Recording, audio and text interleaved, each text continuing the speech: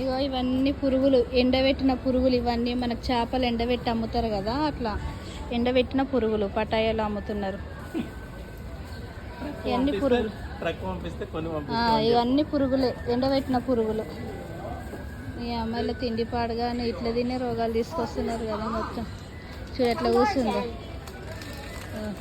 ఇది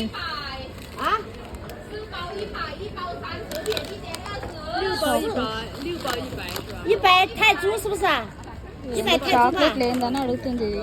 包100。100呀。